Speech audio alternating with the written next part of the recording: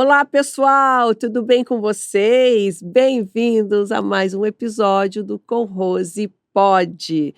É isso aí, gente. Lembrando vocês, tá, que estamos no Spotify e eu queria muito pedir para vocês compartilharem os nossos conteúdos, se inscreverem no canal, dar aquele joinha para gente, que é muito importante. Assim a gente leva o programa aí para mais pessoas e tá muito informativo, muita coisa boa nesses conteúdos. Vale a pena você compartilhar, ok? Conto com vocês, hein? Bom, vou fazer agora os meus agradecimentos a Sarto Store, que é o nosso patrocinador oficial, e Sandrin Planejados. Vai reformar, vai construir, quer aquele closet, quer aquela cozinha maravilhosa? Sandrin Planejados. Ok, meninas?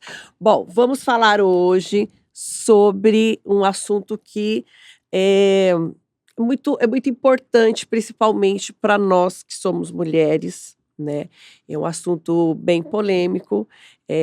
A gente tem visto aí através das redes sociais, né, que tem aberto os nossos olhos contra a violência doméstica. É isso mesmo, a violência contra as mulheres, gente. Então, para isso, eu convidei a doutora Giovana De Vito. Ela, ela é da Defensoria Pública. Eu vou ler aqui para vocês. Vamos lá. Ela é coordenadora regional da Escola de Defensoria, coordenadora do Centro de Atendimento Multidisciplinar de Prudente, mestre em Educação. Seja bem-vinda, doutora. É um grande prazer ter você aqui com a gente. Obrigada, Rose, pela oportunidade, né, de vir aqui falar de um tema tão importante, né, e pelo convite. Eu que agradeço. Doutora, como eu falei, né, eu creio que seja um tema bem abrangente, né, que fala muitas coisas, porque é um assunto, assim, que se trata de violência contra as mulheres, né. E mas vamos começar então, eu quero saber da senhora, o que que é a Defensoria Pública e qual que é o papel dela? A Defensoria Pública, ela é uma instituição, com previsão constitucional, né, função que tem uma função essencial à justiça. Ela presta assistência jurídica integral e gratuita às pessoas que não podem pagar por um advogado particular. Para além disso, a Defensoria Pública tem como atribuição principal a defesa dos direitos humanos, incluindo aí o direito das mulheres, a defesa dos direitos das mulheres. É, como eu falei, gente, é um assunto bem amplo que, né, não envolve somente aí as mulheres, mas hoje o nosso tema vai ser sobre isso. Doutora, os casos que chegam lá para você no dia a dia, a maioria são de contra a violência contra as mulheres? Olha, todos os dias na Defensoria Pública nós temos relatos de violência contra a mulher, né? A minha área de atuação, por exemplo, como defensora, envolve a vara de família. Então, Uhum. os divórcios, né, as coisas que se relacionam com a guarda, com os alimentos, tudo que envolve direito de família. Então, eu tenho atuação e nessas demandas, o relato de violência contra a mulher é bastante grande, bastante relevante. Doutora, e quais são os relatos mais comuns lá que você atende? Olha, violência em sentido amplo, infelizmente, né, falar isso, mas, por exemplo, nos divórcios, é muito comum, a mulher vem buscar quando já sofreu uma violência física, quando sofre há muito tempo uma violência psíquica, né, psicológica, Uhum. e e todos os tipos de violência, e violência, às vezes, sexual, violência patrimonial, É, já né, ouvi também bastante tem isso, relato, né, verdade. então, eh, enfim, né, infelizmente e muitas vezes essa violência praticada na frente dos filhos, né, o filho convive com um ambiente, assim, bastante, beligerante, difícil, né, para a formação, né, para que a pessoa, consiga ter uma integridade aí, em sentido É. amplo, né. É, e a criança, estar ali inserida num lar violento,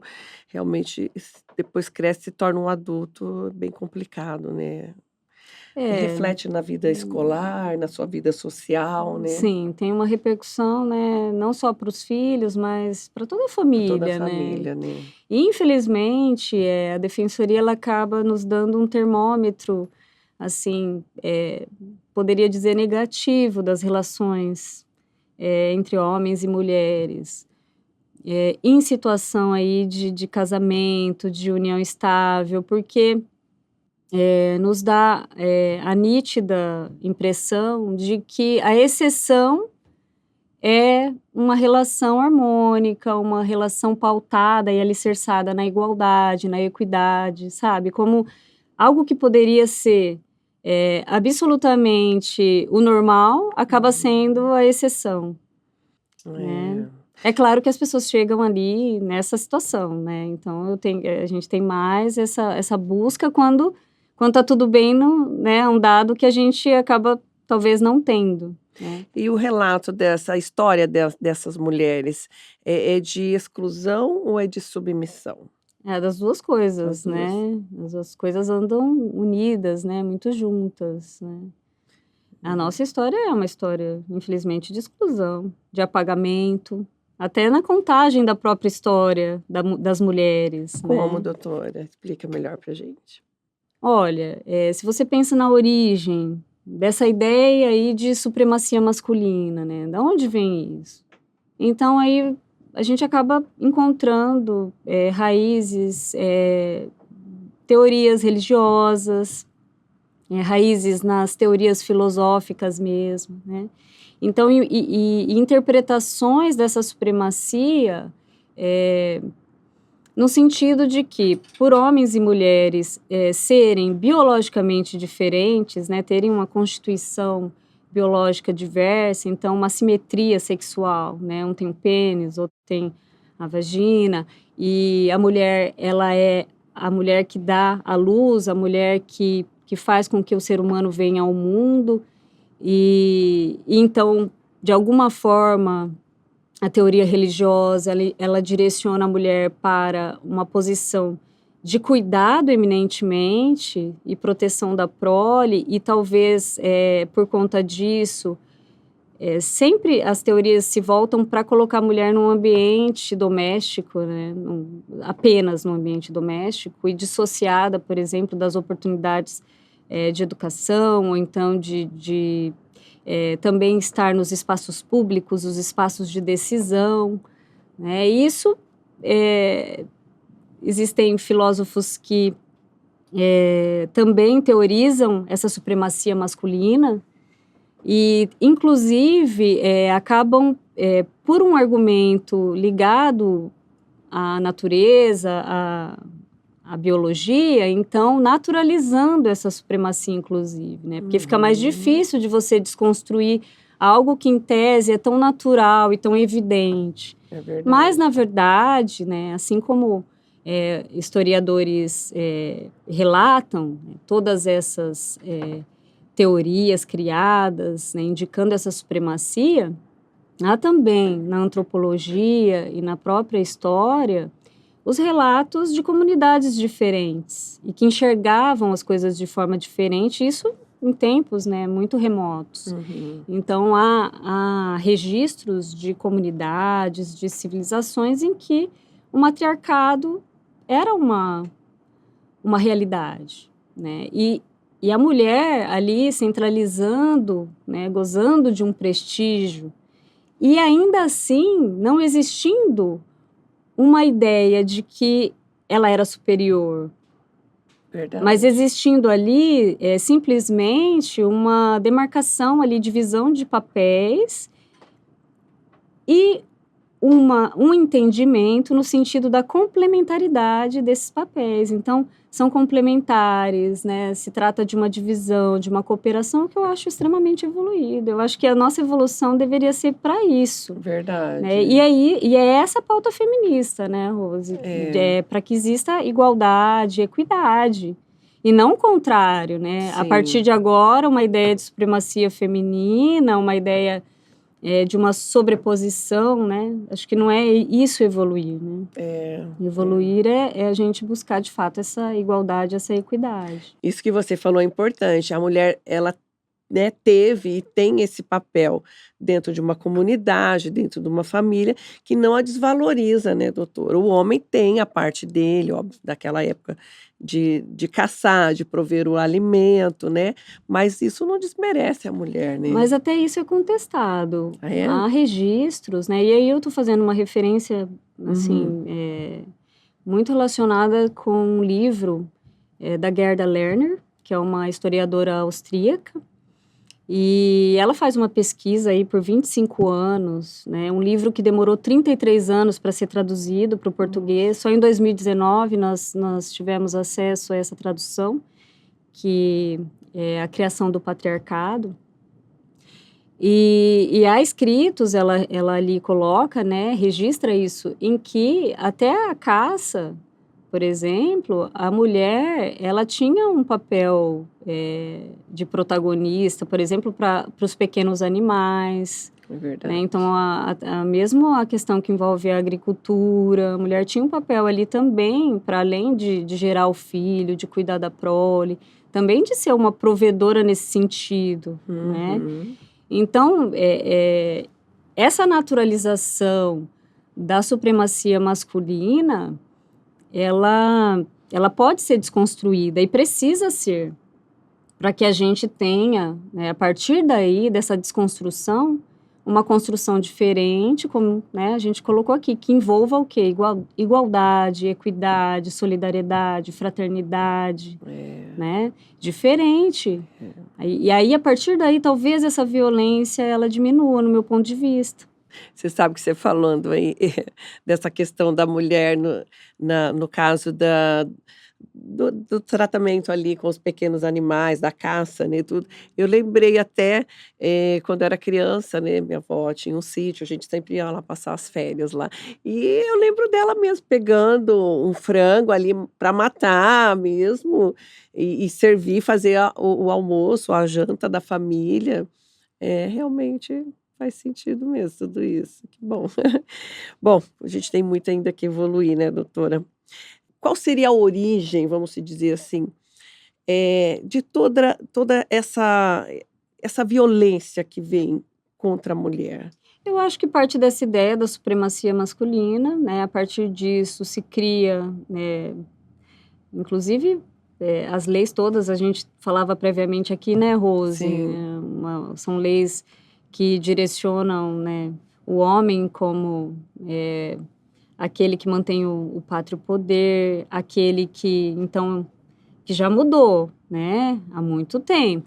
Né? A gente pode aí citar a Constituição de 88, né, a Constituição Federal, ela prevê nitidamente, assim, de forma expressa, essa igualdade que precisa existir, né, nas decisões familiares, enfim, né, não se fala mais pátrio poder, se fala poder familiar. Mas isso tudo, essa ideia de supremacia, como as civilizações, as sociedades foram se organizando, inferiorizando a mulher e colocando, então, como eu disse, essa estereotipia, o homem que controla. É isso que eu estava me referindo sobre masculinidade. É o homem que tem o controle, é o homem que precisa ser mais, né? Não é uma equiparação, é mais. E à medida que eu acho que a violência, ela é nitidamente uma expressão de um descontrole. Aquele que pratica violência, ele não sente que pode controlar. Eu acho que tem muito a ver com isso, essa violência toda, né? E aí você pega uma história no nosso país, por exemplo, de enorme exclusão das mulheres dos espaços de decisão. A mulher tendo historicamente esse papel de ficar no ambiente doméstico, lidar, né, com as questões que envolvem a vida ali familiar, mas dentro do ambiente doméstico, né? E ao mesmo tempo o homem com esse papel, isso vai se alterando. Isso vai se alterando e a mulher vai percebendo que não é bem mais essa conformação, não é? Tem muitas mulheres que são arrimo de família, São né? arrimo. Essa expressão é utilizada. Verdade. São mulheres que sustentam suas próprias famílias. E ainda assim o homem, muitas vezes, por essa estereotipia, entende que deve controlar. Precisa controlar. Precisa, né? Precisa ser mais. Eu acho que vem muito disso, assim, dessa ideia.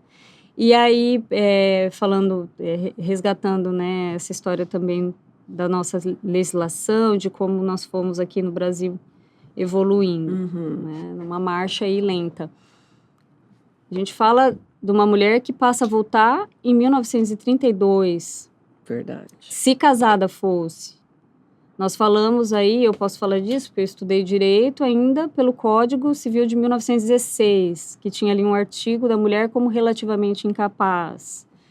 Nós tínhamos ali a matéria que envolvia o casamento, que falava ali de um débito conjugal, né? Essa previsão interpretada, não mais hoje, graças a Deus, né? Mas interpretada como a possibilidade de estupro dentro do casamento. Verdade. Porque o cônjuge ali tem um débito conjugal. A possibilidade de anular o casamento se o cônjuge descobrisse que a mulher era deflorada. Então, disposições ali que refletiam, né? E aí isso você pensa que é recente, porque a vigência do Código atual é de 2003. Então, a gente está falando, verdade. Né, Nossa, muito recente. de algo recente, né? 2002, 2003. Até então, a gente via ali, tinha essa leitura. E o que essas se deve, interpretações, no seu né? conhecimento, o que você acha que aconteceu?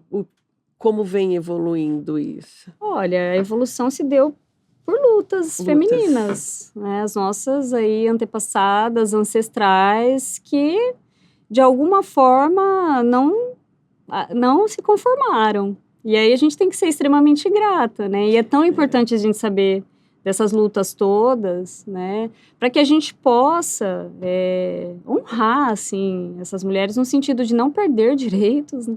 E conquistar mais direitos. Sim. Não acredito que a gente deva fazer isso também de uma forma, assim, violenta.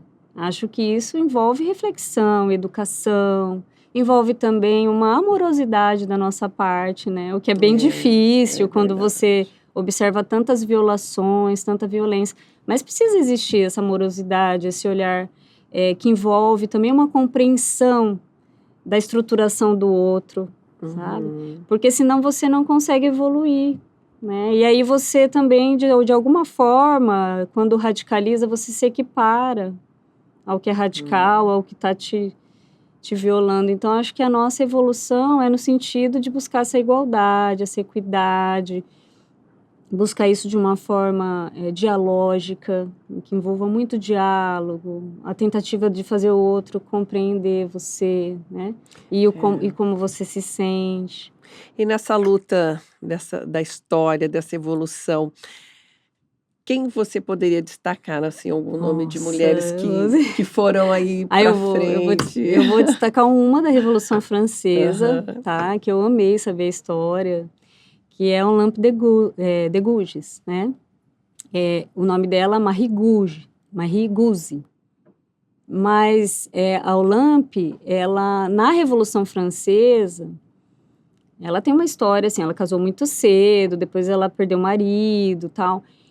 E quando eles publicaram a Declaração do Homem, do Cidadão, ela fez uma contraposição, né? A Declaração dos Direitos da Mulher e da Cidadã, querendo dizer o seguinte: esses ideais da Revolução Francesa, de liberdade, igualdade, fraternidade, devem se aplicar também para a mulher. E ela foi tida como absolutamente subversiva, demais para a época. Entendi. E ela foi guilhotinada aos 45 anos, em plena Revolução Francesa, por simplesmente dizer: tudo isso que vocês propagam se aplica também para nós, mulheres, né? Então, eu destaco, assim, é uma história que marca, né, todas nós. Ela é um ícone do feminismo, inclusive, da luta feminista, né? Sim. Aqui no Brasil, nós temos a Maria da Penha, né, como um expoente. Por quê? a partir da situação da Maria da Penha, é que o Brasil, de alguma forma, se mobilizou para criar uma lei que previsse aí, de forma expressa, essa necessidade de afastar o agressor, essa necessidade de punir com mais rigor, né? E isso só aconteceu, Rose, porque existiu uma comunicação para a Comissão Interamericana de Direitos Humanos, e o Brasil teve uma penalidade aplicada, ele teve que pagar $20 mil para Maria da Penha, porque ela ficou por anos sem ver a punição do agressor dela. Um agressor que tentou, em primeiro lugar, matá-la, com um tiro, simulou um assalto. O pai das 3 filhas, um economista, professor universitário, né? E tentou matá-la, e aí não conseguiu, ficou paraplégica. Depois ele tentou, por meio de eletrocutá-la. Nossa. Eletrocutá-la. E aí não conseguiu também. Mas o julgamento foi muito moroso, e, enfim, e tudo isso chamou atenção, né? Então, as instituições que tinham essa organização para também comunicar a esfera internacional, utilizou-se dessa comunicação, dessa denúncia, e o Brasil foi penalizado, né? Então, ela teve a sua indenização feita e surgiu, então, a Lei Maria da Penha. E eu me recordo, já era defensora quando a lei passou a ser aplicada, e eu me recordo de uma descrença muito grande em que essa lei ela vingaria. Era Entendi. isso que eu escutava. Isso não vinga, porque como é que você garante o afastamento? Mas a partir daí, eu entendo que a gente teve um avanço, assim.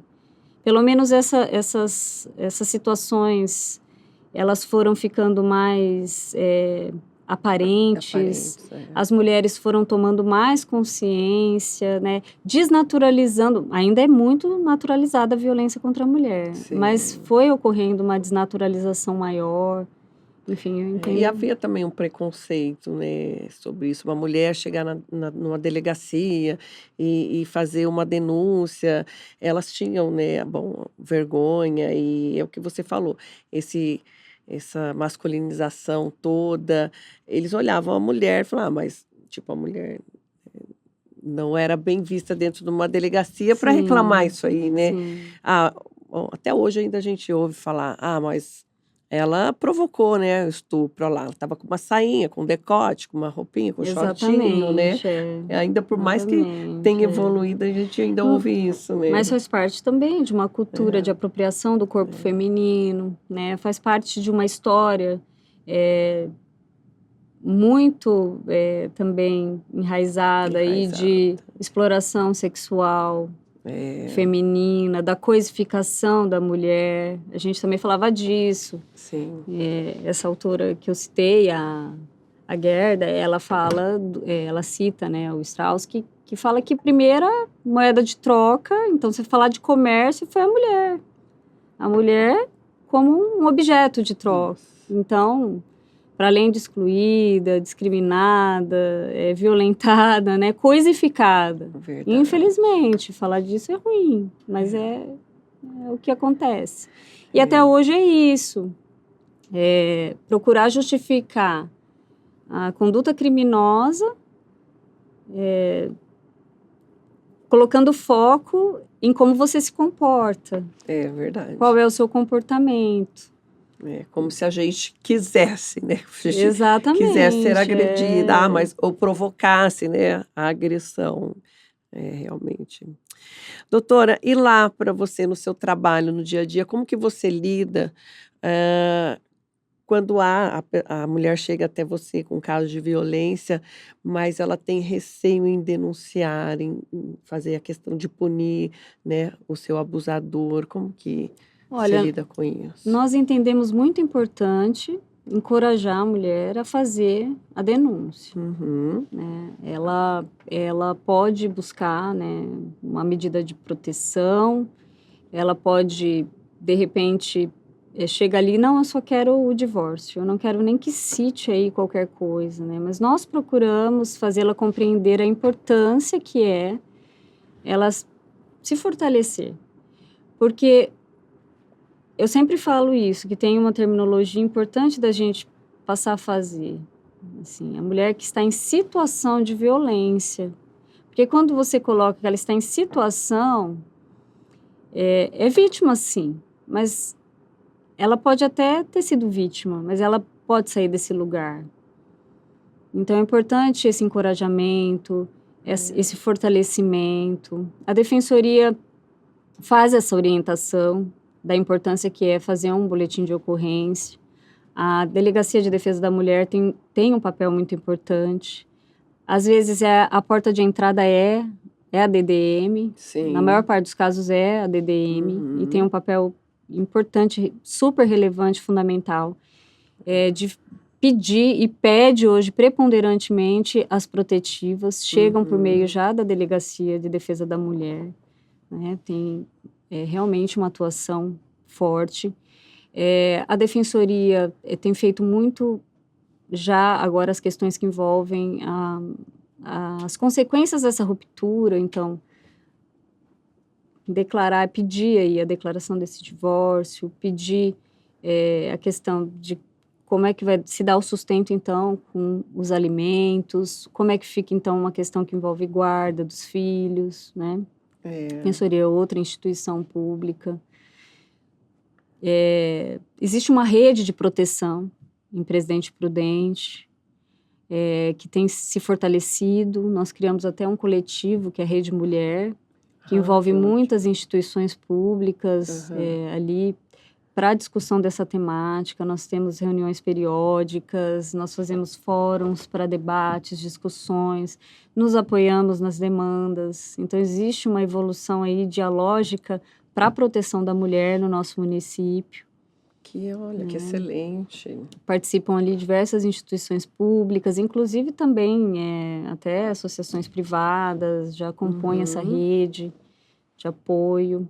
E como é que a Defensoria Pública ela faz algum trabalho de educacional na comunidade? Eu tenho feito isso, Rose, desde que cheguei aqui, até por isso o interesse no mestrado em educação, porque sempre compreendi que essa era uma via absolutamente importante e propedêutica, preparatória para qualquer outra atuação. Essa era uma primeira via. Então, tenho feito isso aí há muitos anos, né? E a Defensoria Pública, ela tem uma escola, e você comentou, né, que eu venho fazendo essa coordenação há muitos anos também, aqui em Presidente Prudente, mas tem uma escola, né, sediada em São Paulo, que tem sempre uma preocupação com palestra, com cursos, com cartilhas, com material informativo, para proteção, para a mulher saber do seu direito, poder buscar ajuda. Nossa, que legal. E isso é para o nível profissional, seria para profissionais, para eles terem esse conhecimento para passar para as mulheres? De forma geral. Geral? Nós buscamos também a própria comunidade, a própria mulher, a defensoria aqui em Presidente Prudente, inclusive. Em 2018, a gente programou um curso de defensores e defensoras populares, então, para chamar a comunidade mesmo para saber sobre seus direitos nas diversas temáticas. E esse formato de educação em direitos é, inclusive, propagado em todo o estado. Na capital, isso tem de forma, assim, ininterrupta, né? Sim. E a gente aqui tem um pouco mais de divisão aí para muitas tarefas, mas é importante isso estar sendo sempre replicado e também, assim, a gente atua ficando à disposição de escolas, também ficando à disposição de quem chama, como aconteceu aqui, né? Vamos falar disso e, assim, é de extrema importância, não só a temática da mulher, né? Sim. A temática que envolve aí todos os grupos vulneráveis. E são muitos, né? Infelizmente, idosos, né? Isso, idosos, crianças, pessoas com deficiência. E ainda mais num mundo como o nosso, que exige demais das pessoas, né? A gente precisa ser a melhor versão. É E aí, como é verdade. que uma pessoa que tem uma limitação, ela consegue estar ali no mesmo grau das outras, né, que tem aí, às vezes, uma capacidade muito grande em todos os sentidos. Sim. Doutora, fora a Lei Maria da Penha, tem alguma outra lei que protege as mulheres? Olha, a partir da Constituição Federal, por exemplo, né, a Constituição ali é a lei máxima do nosso país e começa ali a sua proteção, né, a proteção constitucional. Fora isso, tratados de direito internacional, mesmo antes da Constituição, o Brasil já é signatário de uma convenção para a eliminação de toda forma de discriminação contra a mulher, que é de 1979. Depois eu posso citar também a Convenção de Belém do Pará, né, aí a Lei Maria da Penha, né, a Uhum. própria lei penal prevê ali os Sim. crimes todos, né, com as agravantes todas envolvendo aí as vulnerabilidades, né. Doutora, então a mulher que está sofrendo violência, ela deve procurar em primeiro órgão é a DDM? Olha, independe, É. tá? É um acesso multiportas. Na prática acontece muito isso, né? Às vezes começa pela ligando 190. Tem Uhum. 180 também, mas geralmente liga 190, então tem uma atuação ali da Polícia Militar, uma atuação importante. A Delegacia de Defesa da Mulher, geralmente, nessa rede de proteção é buscada inicialmente, mas independe, a mulher pode chegar na Defensoria Pública, a mulher pode chegar no Ministério Público Estadual, Ah, é? a mulher pode chegar num CREAS, por exemplo, que é um centro de referência especializado, que também atende, as mulheres têm um papel importante. Inclusive, nós temos no Oeste Paulista, desde 2021, a partir de setembro de 2021, a Casa Abrigo. A Casa Abrigo é uma política pública nova, de extrema importância, que tem aqui e atende 8 municípios que custeiam, metade os municípios custeiam, metade o estado de São Paulo. Então, é uma política Uhum. pública, custeada mesmo, com ali uma gestão pelo CIOP, Tá. que tem uma executora que é uma execução feita pela OSC, o Amor é a Resposta, tem uma coordenação ali muito atuante, tem ali toda uma equipe que vai fazer um trabalho com a mulher que estava em violência, em situação de violência extrema e acessou o abrigo sigiloso, olha, um abrigo Ah, que tá. tem um sigilo. Então não é revelado o Não local. se sabe, Sim, inclusive nem nós que trabalhamos em rede sim. sabemos essa localização. Uhum. A mulher tem possibilidade hoje de acessar esse abrigo sigiloso, inclusive levando seus filhos e filhas. Então, Olha, é de extrema importância esse equipamento, né, essa política pública, sim. e já atendeu muitas mulheres nesse tempo todo, né? E com certeza aí pôde salvaguardar a vida de muitas delas. E como que a mulher vai ter acesso a esse abrigo? Então, multiportas, como eu disse, se É. ela chegar em algum local que compõe essa rede e relatar essa necessidade de ser abrigada, então vai existir um contato dessa rede de proteção à mulher. Uhum. O CREAS tem um papel fundamental nesse filtro. O CREAS é o local em que vai ter uma escuta mais atenta e que vai falar, não, esse caso, de fato, vai precisar, para salvaguardar, né, vai precisar abrigar.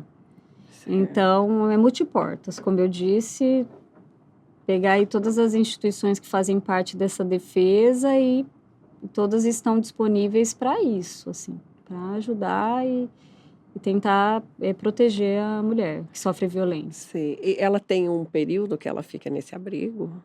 Tem uma limitação, né? Sim. Geralmente 3 meses, Uhum. né?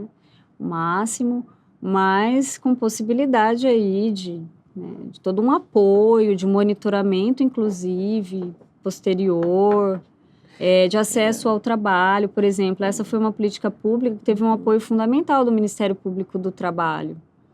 O Ministério Público do Trabalho, ele conseguiu, e a Justiça, né, do Trabalho Uhum. também, que deferiu o, a transferência de um valor inicial para montar o local, para estruturar. Então, foi de extrema importância nessa construção. E hoje, por que eu estou falando disso também? Porque hoje também tem uma política pública que envolve ajudar as mulheres que sofrem violência a acessar o mercado de trabalho. É isso que eu queria saber, porque às vezes muitas delas ficam em relacionamentos sofrendo violência por conta de depender financeiramente dos seus parceiros, Sim, né? acontece. Acontece essa dependência. Então, daí tem, dentro da casa abrigo, ela consegue ser inserida em alguma parte do mercado de trabalho. Sim, existe um trabalho já iniciado para isso, para fazer essa proteção integral. Doutor, e tem, assim, algum parâmetro de um índice de violência, assim, ela vinha crescendo, diminuiu, aumentou? Tem alguma coisa que fez? Olha, tem. A DDM faz muito aqui, né? Faz muito essa estatística. Mas tem, para consulta, assim, o Fórum Brasileiro de Segurança Pública é uma boa fonte também. Por exemplo, eu estava olhando, em 2023 apontou quase 3% de aumento de feminicídio, de 2022 para 2023, por exemplo. Nossa. Na pandemia também, quando surgiu uma mobilização maior pelo abrigo, a gente também via ali um aumento grande do feminicídio. Falavam, olha, é porque agora a mulher está muito mais dentro de casa com o agressor. E aconteceu, teve uma anotação, eu até gravei isso, assim, de um aumento no estado de São Paulo de 46%. Nossa. Durante a pandemia. Tinha um apontamento no Fórum Brasileiro de Segurança Pública. É uma fonte para consulta estatística, assim. Mas, infelizmente, é algo que a gente vê que existe sempre um crescimento. E aí a gente acompanha os noticiários também, né, Rose? E fica olhando o quanto essa violência ela é tão ampla. Exatamente. E não envolve apenas, por exemplo, uma coisa tão grave, né, esse extremo que é o feminicídio, mas mesmo as violências tidas aí como mais sutis, como elas acontecem até com pessoas que tem uma enorme condição, por exemplo, na mídia, né, recente, passou muito o caso da Hickman. Foi, verdade. Que sofria muito essa violência, né, e chegou foi uma escalada até a violência física, né. Sim. Recentemente, a gente até comentou sobre isso também, né, Rose? Verdade. A questão aí do BBB atual, a coisa do etarismo, a Yasmin, maravilhosa, mas já velha, aos 30 e poucos anos. Né? Não tá tão conservada. E tem essa questão também dessa violência que se expande até para essa questão da aparência, né, coletiva mesmo, né, agora nas redes sociais. Até a ministra do STF recente falou que ela, né, dentro quase centenária, já muito harmonizada consigo mesma, né, citando o quanto é opressor, né, para a gente. Quanto é opressora essa ideia de estar sempre jovem, de não poder envelhecer, de não poder, enfim, ter marca nenhuma, né, Rose? A gente...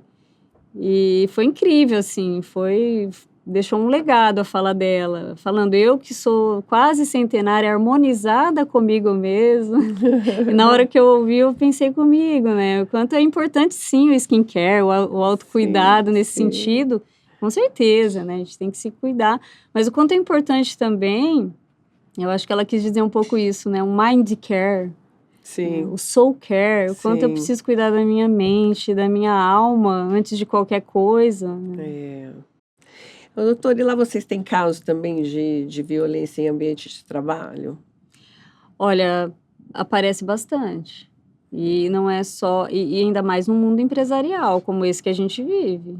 Um mundo de extrema concorrência, né? Uma concorrência que é uma premissa, é um valor. Eu sou competitivo, sou concorrente, Imagina isso dentro de um ambiente corporativo em que as pessoas precisam ter, né, conquistar espaços para não perder. Isso acontece, né? Acontece o assédio. Tem outras situações também, de violência em todos os sentidos, né? Até dentro do ambiente de trabalho, a mulher ainda Sofrendo. inferiorizada, ainda Certo. subjugada de alguma forma, Sim. né? Por uma questão hierárquica. Uhum. Mas para a gente, como talvez isso envolva mais as relações de direito do trabalho, dependendo. Então, como uma demanda, assim, não é da minha atuação. Tá. Mas os relatos acontecem, inclusive, existem, até nas instituições públicas hoje, existem aí organizações internas para evitar esse tipo de violência. Existe, por exemplo, na Defensoria tem um órgão específico que é o CAD, que ouve relatos que possam se relacionar com qualquer tipo de violência, que envolva essa violação em razão de gênero, Sim. mulher. Isso é uma coisa que eu quero perguntar também já para você. Mas antes disso, eu queria saber, a pessoa que quer denunciar um parente ou uma vizinha que está sofrendo, né, a violência, eh, como que fica isso? Ela procura quem? Ela vai se expor? Ela consegue fazer uma denúncia, mas sem aparecer? Porque a maioria das pessoas, às vezes, não querem se envolver, não quer mostrar. Sim. Não, Consegue, tem doutor? como, né? Tem os telefones que foram citados, tem Aham. esse sistema, essa rede multiportas Ela consegue também. manter a identidade dela, né? Sim. Consegue. É difícil fazer uma busca ativa. Uhum. É difícil. Às vezes a pessoa está dentro de uma situação, às vezes até em cárcere privado. Já aconteceu. Uhum. Já atuamos em caso, tem um caso Nossa. emblemático, inclusive, de uma moça que estava em cárcere privado. Mas ela conseguiu sair. Ela conseguiu sair? Conseguiu sair.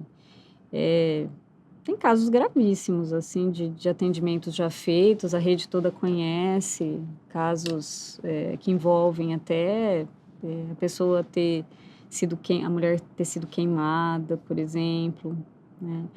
Tem caso em que eu mesma tive um relato de mutilação da face pelo agressor da mulher. São muitos casos, muito assim, violentos mesmo. Triste, né, doutora? Triste demais. Bom, agora eu quero te perguntar então aí vou dar uma polemizada aqui no negócio, sobre as mulheres, né, os trans, né, as transexuais, os trans.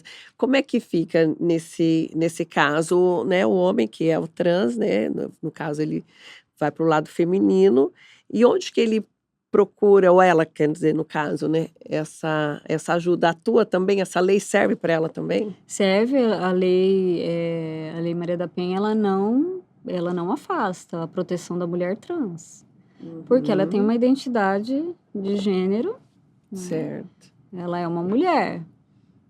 E aí existe essa proteção, esse precedente de proteção, com certeza. Não tem esse afastamento. E nem no que diz respeito à orientação sexual também. A lei, ela protege a mulher. E a mulher trans também é engloba protegida. Isso. Entendi. Ô, doutora, ainda há, assim, às vezes poucas denúncias, porque elas acham, como você falou no começo, que a Lei Maria da Penha, muitos achavam que não ia vingar, tal. Ainda hoje, assim, ainda tem essa sensação de impunidade, por isso que não há, às vezes, muita denúncia ou... Eu acredito que sim. Eu acho que a mulher tem, muitas vezes, esse medo. Medo de que, vai mandar ficar afastado, mas eu não vou ter uma proteção integral, ininterrupta a todo momento. Vai ficar afastado, vai ter uma obrigação ali, mas se quiser, vai fazer o que quer comigo. Eu acredito nisso sim, Rose, existe essa sensação. E se ela toma a decisão de sair de casa, antigamente era considerado como abandono de lar, isso ainda é hoje? Ainda existe Isso é legal falar, É. porque não tem prejuízo. A Lei Maria da Penha protege, mas também a própria A própria lei civil protege também, porque a mulher, ela sai de casa e depois ela vai regulamentar todas as questões que envolvem essa ruptura. É porque, vamos supor, às vezes não dá para ela sair, levar filhos, tal, ela precisa primeiro se Exato. proteger. Então, isso daí não configura um abandono de lar, né? Não configura. Tá. Claro que ela precisa regulamentar, ela precisa Sim. tomar providências, né? Porque se ela sumir também, as coisas não ficam bem explicadas. Mas se ela pede uma protetiva, se depois ela entra com uma demanda para conseguir uma regulamentação de guarda, uma regulamentação dos alimentos, do próprio divórcio, não configura perda de direitos, prejuízo para ela. Falando um pouquinho sobre violência virtual e esse cyberstalking, como que tá isso? Existe alguma lei? Realmente há uma punição para Sim, isso? sim, é recente, inclusive, essa lei que envolve a perseguição também. Então, assim, hoje o que não falta é a previsão legislativa. Às vezes falta essa coragem que você falou, da mulher buscar essa ajuda, né? Esse apoio. Tá. Doutora, falando então dessa parte aí do estereótipo masculino, tal, né? Já, assim, os homens hoje já tomaram consciência de que não dá mais para ser assim, já reviram a questão de comportamento violento, você acha que Eu acho que muito sim. Uhum. Uma boa parte consegue hoje prestar atenção, desconstruir determinados comportamentos, entender que não pode naturalizar, né, qualquer forma de violência. Mas, mesmo quando tem essa consciência e se coloca nessa posição, muitas vezes, dentro dos círculos que propagam esses estereótipos, ele não faz o papel, às vezes, de chamar a atenção de um amigo, de indicar, olha, isso já era, para com isso. Entendi. Isso é machista, isso é violento. Então, eu acho que tem já uma consciência de uma grande parte, até por conta de toda a notícia que se faz, né? Toda a influência da midiática mesmo, do debate, das reflexões, as mulheres conversando sobre isso, lutando por seus direitos.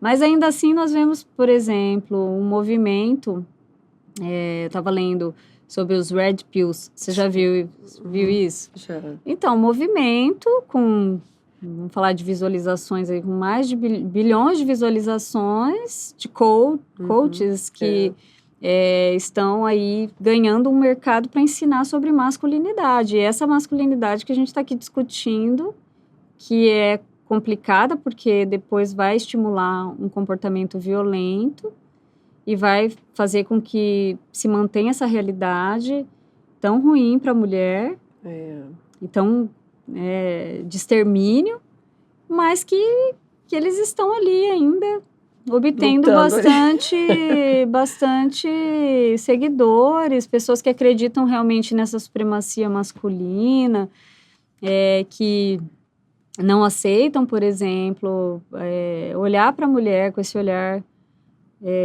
diferente, de igualdade, de respeito, que inclusive entendem quando a mulher tem alguma iniciativa, entendem isso como um desrespeito, uma violação da sua masculinidade. Tem um caso famoso, né, que é o caso lá do Campari.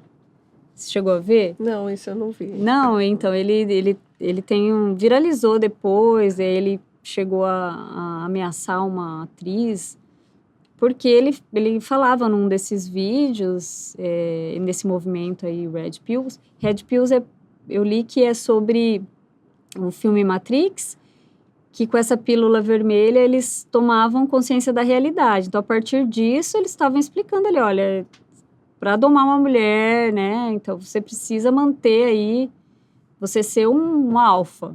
Bom, ser até um o homem filme da alfa. Barbie, né? Você precisa ser um alfa. Acho que isso eu tô Eu entendi isso, que é cultivar essa masculinidade que nós há muito tempo estamos discutindo sobre ela, o quanto ela é também opressora para o homem, né? Porque esse homem que precisa ser absolutamente, às vezes, rude, ogro, esse homem que pode maltratar até, desconsiderar, e a mulher também não pode ser velha, aos 30 já é velha, Verdade. a mulher que, nesse caso do Campari, ele falou que estava tomando Campari, a mulher ofereceu uma cerveja, que absurdo, estou tomando meu Campari, você quer trazer uma cerveja? Uma coisa assim que aí até viralizou, porque ele foi ridicularizado em razão disso e teve toda uma repercussão isso aí, né? Mas é basicamente a propagação dessa ideia da supremacia masculina, do quanto a mulher tem que ficar inferiorizada, se colocar numa postura de submissão. E, inclusive, eles falam isso, né? Você não vai se ligar a uma mulher que não se coloca de uma forma submissa. Verdade.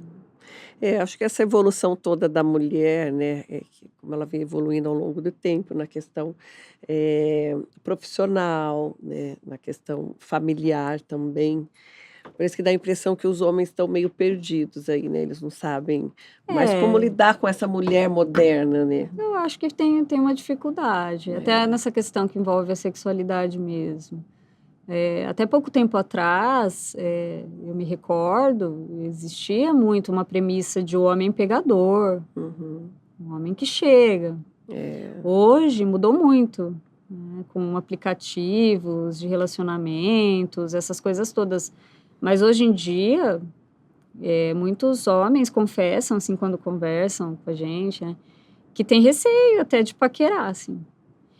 Porque não sabe qual a conotação que isso pode tomar. Verdade. E se ele está sendo violento ou não, ou se ele está transgredindo a linha ou não. Mas aí é que a gente sempre fala, é muito nítido, assim, o que é um assédio, uma abordagem violenta e o que não é. Por exemplo, é só pensar que quando tem consentimento, aí precisa ter essa percepção. Quando tem o consentimento, aí não é o estupro, não é um assédio, não é. Mas quando não tem, até tem uma cartilha da Defensoria que é polêmica, que é chega de fio-fio. E aí, até um dia eu falando disso, uma mulher falou, nossa, mas que absurdo, chegou até esse ponto, adoro um fio-fio, me sinto ótima. Quando não tem, eu fico pensando, meu Deus, tô mal arrumada. Não tô... Eu brinquei com ela, falei assim, não, se você queria isso, então isso ele não tá sendo ofensivo para você. Mas quantas vezes nós, andando, né, às vezes, num lugar quente como é Prudente, tem dificuldade de falar assim, não vou de short, porque eu vou passar num determinado lugar ali, perto de uma praça ou perto do que você tem medo. Então, uma cultura, que por muito tempo, essa cultura de apropriação do corpo feminino e de violência nesse sentido, que faz agora, tem uma mudança agora de percepção e eles precisam acompanhar isso também. Até, né, a gente vem aí de tempos atrás de ver. Tá voltando, né? Na pandemia parou um pouco, mas essa coisa da micareta, Sim, né? verdade.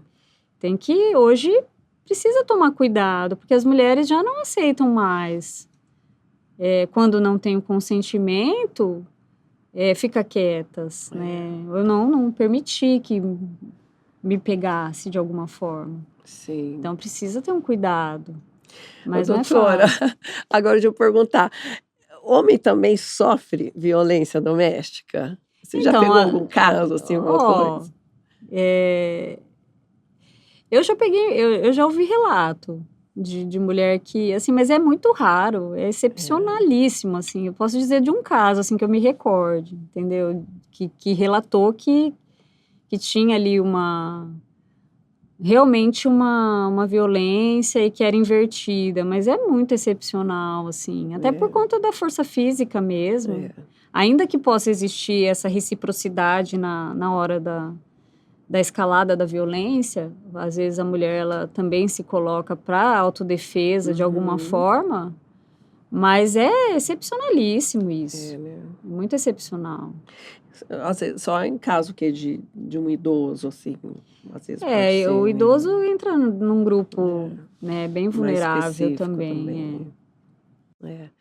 Bom, é isso, estamos chegando ao final desse bate-papo, que delícia saber, a gente poder ter informações, né, saber que tem aí a Defensoria Pública e outros órgãos que estão aí lutando, né, também a nosso favor, a favor das mulheres, isso é muito bom, né, doutora? Sim, Para a muito gente importante. finalizar, eu gostaria que a senhora deixasse aí uma mensagem para as mulheres, aquelas que estão sofrendo violência, ou se a gente, para quem sabe que alguma amiga, alguém está passando por isso. Olha, a minha mensagem é que não se amedronte, que busque ajuda, que tenha uma rede de proteção. Toda superação, mesmo que o medo exista, é parte de uma ação, então parte de um movimento para sair daquela situação.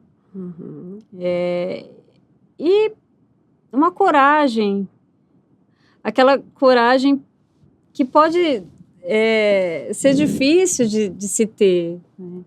Mas que a mulher busque ajuda, que ela busque, ela tem várias portas para buscar essa ajuda. Ela tem os telefones que são tão divulgados e propagados. Ela tem a Defensoria Pública. Ela tem um abrigo sigiloso agora. É claro que tem uma questão que envolve número de vagas, tem um fluxo a ser cumprido, mas tem uma política pública para essa mulher que está em situação extrema. E é possível sair dessa situação. Que bom. É possível superar tudo isso e viver de uma outra forma, livre dessas violências todas. Ai, glória a Deus, é isso aí, né, gente? Doutora, vou dar a lembrancinha nossa, que é a nossa caneca para você. Ai, obrigada. Toda vez tomar o seu cafezinho, lembre-se da gente aqui, desse momento, dessa experiência, Muito que é muito obrigada. gostoso. Eu gosto muito eu fico sempre feliz de receber meus convidados aqui, porque eu fico aprendendo, né, a gente aprende e ouve história, né, de cada um, é muito enriquecedor isso pra gente, e pra minha equipe toda. Temos também aqui um presente para você. Gosta de churrasco, doutora? Quem que não gosta, né? Temos um presente aqui, ó, da Thor. Deixa eu mostrar aqui pro pessoal. Vi aqui, ó, pessoal lá da Thor. Olha que coisa linda. Ai, isso tá fechado, né, produção? Tá aberto?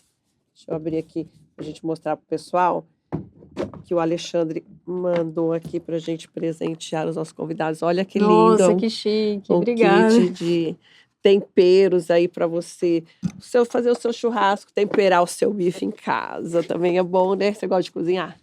Pouco. Aqui de presente para você, Alexandre. Obrigada. Doutora, então vamos ficando por aqui. Mais uma vez, muito obrigada pela sua participação. Foi muito bom tê-la aqui. Muito obrigada, Rose. Adorei estar com você também, com vocês. É isso aí, gente. Até quarta-feira que vem, às 20 horas, no YouTube. Esperamos vocês. Tchau!